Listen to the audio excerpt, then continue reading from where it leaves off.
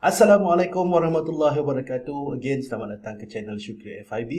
Okay, so dalam video pada kali ini kita akan discuss tentang krisis drama yang berterusan melanda di China. Dalam bulan-bulan yang lepas kita bercerita pasal crackdown, crackdown pasal Alibaba, pasal Tencent, yang mana ada banyak video yang saya kongsikan. Tapi kemudian lately ini lagi drama yang cukup besar, iaitu tentang Evergrande, iaitu syarikat property development di China, yang mana krisis yang melanda Evergrande ini boleh menyebabkan rantaian krisis-krisis lain yang boleh menyebabkan collateral damage kepada sistem kewangan global. Jadi apa kata kita tengok apakah yang berlaku sebenarnya di China, especially apa yang berlaku dengan Evergrande. Stay tuned.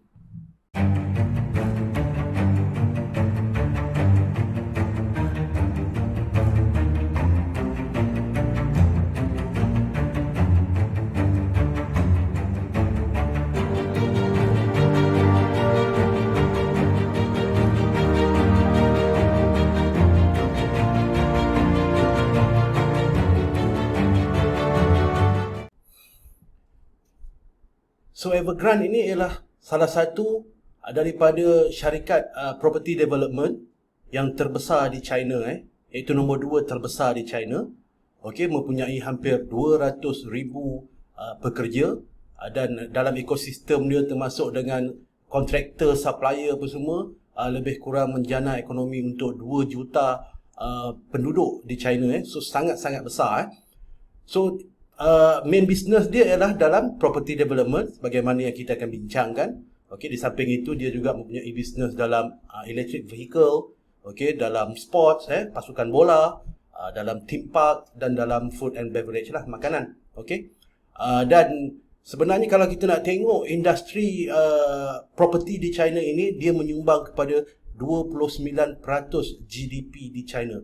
So property development di China ialah salah satu industri yang sangat-sangat besar, dan kegagalan industri akan menyebabkan kelemahan dalam ekonomi China dan ekonomi global sebenarnya.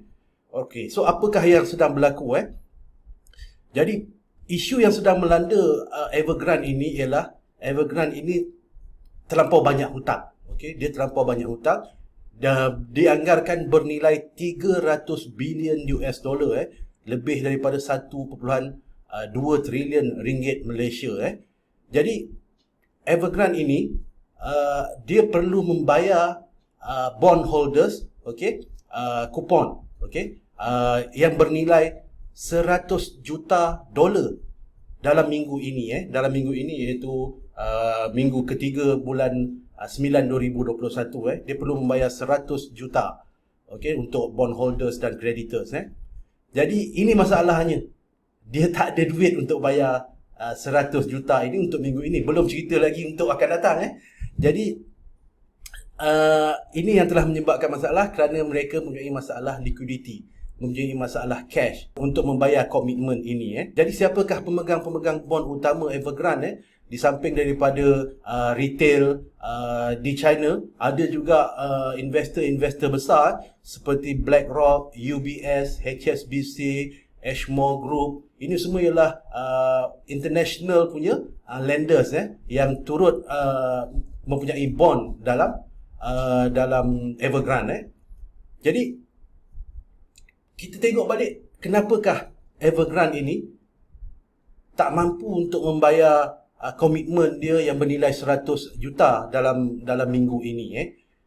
Sebenarnya kita kena tengok balik kepada ekonomi China, yang mana sebenarnya ekonomi China ini agak perlahan sekarang ini berbanding dengan tahun-tahun sebelum ini.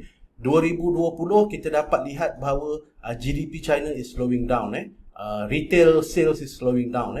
Jadi disebabkan itu, permintaan untuk perumahan sebenarnya sedang menurun di China, sedang declining di China. Jadi akibat daripada itu, Evergrande tak dapat jual stok rumah, residential stock untuk menjana cash.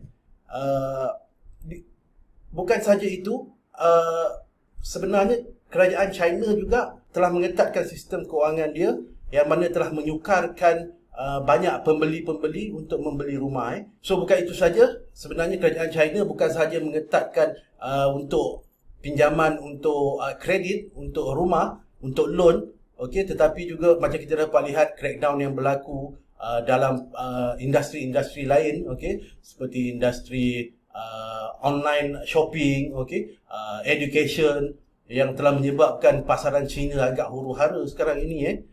Jadi itulah yang menyebabkan masalah di mana Evergrande ini tak mampu untuk menyelesaikan komitmen yang diperlukan dalam masa terdekat ini. Okey, next kita nak tengok macam mana krisis ini boleh merebak menjadi krisis kewangan global kalau tidak ditangani. Yang pertamanya ialah pasaran bond. Investor akan takut untuk invest dalam pasaran bond. Sebenarnya pasaran bond ini penting. Pasaran bond ini penting sebagaimana pasaran equity juga penting. Jadi pasaran bond ini ialah sumber untuk company, okey, ataupun government untuk mendapatkan cash untuk projek-projek mereka.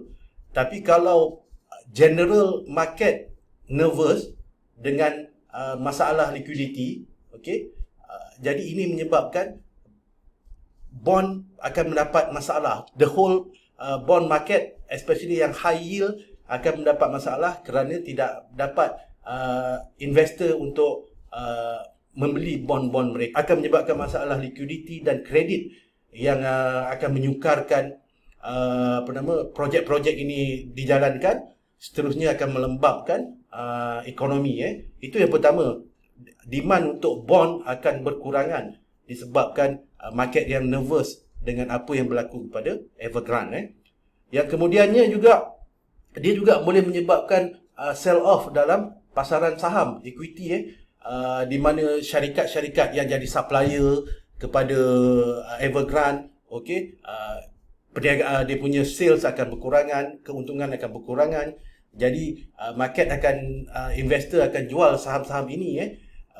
Begitu juga macam contoh, ada syarikat-syarikat yang pemegang bond bersama Evergrande, mereka juga mempunyai komitmen tersendiri. Jadi apabila dia tak dapat cash dan mereka juga mempunyai komitmen, jadi mereka biasanya akan menjual saham mereka dalam syarikat-syarikat lain. Jadi kalau banyak company-company yang membuat keputusan ini, okey, untuk jual saham dia, jadi dia akan jadi snowball. Okey, dia terpaksa untuk dapat cash untuk settlekan komitmen mereka, jadi dia akan jual saham dia. Jadi company yang lain juga turut sama jual saham mereka. Jadi ini akan menyebabkan sell off berterusan dalam market. Jadi itu yang kedua. Yang ketiga ialah slowing down dalam other industries. Okey, sebagai contoh pembekalan untuk pasir, simen, besi. Okey, kita boleh lihat bahawa commodities prices memang jatuh minggu ini disebabkan oleh Evergrande. Jadi begitu juga dengan syarikat-syarikat yang terlibat dalam industri-industri itu juga turut terkesan kerana apa? Harga commodities yang jatuh. Jadi inilah bagaimana krisis Evergrande ini boleh menyebabkan, boleh spark kepada krisis kewangan global sekiranya tidak ditangani. Jadi investor mengharapkan bahawa Chinese government untuk selesaikan masalah ini dengan bail out. Maksudnya Chinese government kena take over kena take over Evergrande dan selesaikan hutang-hutang dia, dan of course semua management Evergrande ini akan hilang kerja lah, itu for sure lah. Jadi apakah kerajaan China akan ambil keputusan untuk settlekan benda ini? Dan kalau kita tengok, yes, it should be that way sebab this is too big to fail. Evergrande ini too big to fail. Sebab kalau dia fail, dia collapse, okay, dia akan menyebabkan jutaan rakyat Cina yang hilang pekerjaan. Begitu juga dengan industri-industri lain yang turut terkesan akibat sekiranya Evergrande ini fail.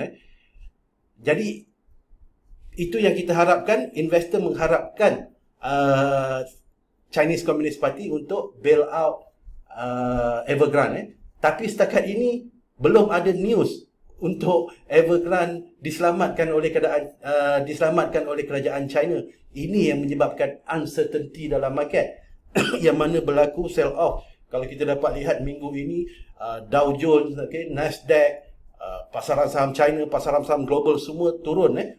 Sebab apa? Belum ada certainty, belum ada kepastian apakah kerajaan China akan bail out Evergrande ini. Itu nombor satu. Evergrande juga bercadang untuk menjual aset-aset rumah, kepada penghutang-hutang dia, Tapi masalahnya kebanyakan daripada rumah-rumah ini belum 100% complete. Jadi belum complete 100%. Jadi investor pun mungkin tak nak. Itu pertama. Dan keduanya, investor juga mungkin tak nak dalam rumah-rumah ini kerana market property yang sedang menurun. Jadi harga rumah keep on menurun. Dan ditambah pula dengan lambakan berjuta-juta rumah baru yang mana Evergrande akan cuba untuk liquid, untuk jual. Jadi ini telah menyebabkan supply rumah yang terlampau banyak dalam market dan juga akan menyebabkan harga rumah turun dengan banyak. Okey, yang ketiga, Evergrande bercadang untuk menawarkan equity kepada bondholder, meaning dia nak convert bond kepada equity dalam saham Evergrande. Tapi pun mungkin tidak diterima oleh investor sebab harga saham Evergrande dah pun jatuh hampir 93%, lebih daripada 90%. Jadi this is a very very tough situation sekarang ini, dan the best solution yang ada ialah kerajaan China, CCP perlu membuat keputusan untuk bail out, take over Evergrande untuk daripada menjadi krisis yang lebih besar. Jadi itulah yang market harapkan, tapi sehingga setakat ini kita belum dapat apa-apa keputusan daripada kerajaan China, dan uncertainty ini berterusan. Maka selagi uncertainty ini ada, kita boleh expect pasaran saham akan terus menghadapi tekanan jualan. Jadi itulah situation yang berlaku di China. Sebenarnya situation yang sama ini pernah berlaku dulu pada tahun 2008 di US, Lehman Brothers. Lebih kurang macam ni juga, tapi Lehman Brothers punya hutang lebih banyak, iaitu 700 bilion atau 800 bilion tak silap saya, yang betul-betul menyebabkan krisis kewangan global. Jadi kita harapkan ada penyelesaiannya di sini. Cuma dari sudut investor, bagi saya pasaran China tidak sesuai untuk kita invest dalam masa terdekat ini. Sehingga everything betul-betul clear, mungkin ambil masa setahun, 2 tahun. Satu, dari sudut crackdown yang berlaku di China. Kedua, dari sudut kelemahan ekonomi yang sedang berlaku di China. Memang agak interesting, agak teasing, agak appealing untuk kita invest dalam China sebab saham-saham mereka kebanyakannya sedang murah. Tapi bila kita tengok uncertainty yang ada sekarang ini, memang sebaik-baiknya kita tunggu dan lihat dahulu untuk invest dalam pasaran China. So itulah pandangan saya yang saya boleh kongsikan apa yang sedang berlaku di China, especially krisis Evergrande ini. So saya harap perkongsian ini bermanfaat. Jangan lupa komen apa pandangan tuan-tuan tentang Evergrande dan pasaran China khususnya. Sekian, kita jumpa dalam video yang akan datang. Assalamualaikum.